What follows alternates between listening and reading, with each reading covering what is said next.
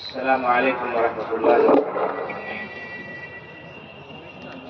الحمد لله وكفى وسلام على عباده الذين اصطفى، أما بعد. أعوذ بالله من الشيطان الرجيم. وقل رب زدني علما. اسٹیج پر تشریف فرما علماء کرام،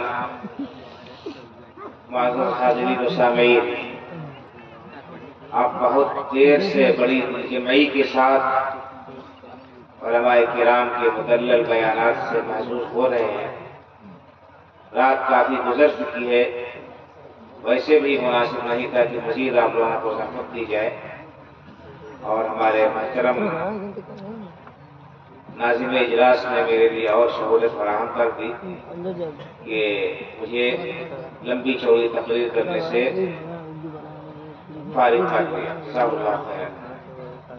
بہرحال ہم نے جو باتیں سنی ہیں، ضرورت اس بات کی ہے کہ ان کو ذہن نشین رکھیں اور ان کو اپنی زندگی میں نافذ کریں۔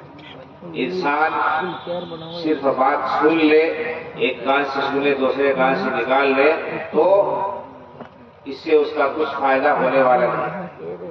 اصل یہ ہے کہ ہم جو باتیں سنتے ہیں ان کو ذہن نشین رکھیں اور ان کے مطابق عمل کریں۔ ہم سے عمل کا مطالبہ ہے، اور سننے کے بعد اگر عمل نہیں کریں گے تو مزید اللہ رب العالمین کے ہاں قابل گرفت ہے۔ بہرحال ہمیں علم کی طلب ہونی چاہیے، دین کے جو احکام اور مسائل ہیں ان کو جاننے کی کوشش کریں، اور جو کچھ ہم سنتے ہیں دلائل کی روشنی میں ان پر عمل کریں۔ اللہ رب العالمین سے دعا ہے کہ اللہ تعالیٰ ہماری اس حاضری کو قبول فرمائے، اور ہم نے جو کچھ سنا ہے ان کو دل میں بسا کر اور ان پر عمل کرنے کی توفیق عطا فرمائے۔ اللہ رب العالمین ہمیں اپنے مرضیات پر چلنے کی توفیق عطا فرمائے، اسلام پر زندہ رکھے، ایمان پر ہمارا خاتمہ ہو۔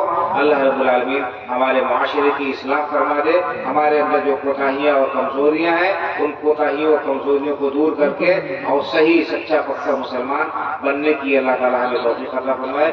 اللہ رب العالمین سے دعا گو ہیں کہ جو لوگ بھی پریشان حال ہیں اللہ تعالیٰ ان کی پریشانیوں کو دور فرما دے، جو بے اولاد ہے اللہ تعالیٰ ان کو اولاد سے نواز، جو کسی بھی مشکل اور پریشانی میں ہے اللہ تعالیٰ ان کی پریشانیاں اور ان کی تنگیوں کو دور فرما، جو بیمار ہیں اللہ تعالیٰ نے شفا عطا فرما، جو حاضرین ہیں اللہ تعالیٰ ان پر رحم فرما، ہم سب کی بخشش کر، اور جو غیر حاضر ہیں اللہ تعالیٰ ان پر بھی اپنی رحمتوں کا تو سایہ فرما۔ اللہ تعالیٰ ہمیں صحیح معنوں میں سچا پکا مسلمان بنا اور اسی پر اپنی زندگی گزارنے کی توفیق عطا فرما۔ اللہ ہمیں اس دنیا سے تو جب لے جا تو اس حال میں لے جا کہ تو ہم سے راضی ہو۔ اللہ رب العالمین ہم سب کا ٹھکانہ جنت الفردوس میں بنا، اور ہم سب کو جنت الفردوس میں اعلیٰ سے اعلیٰ مقام عطا فرمائے۔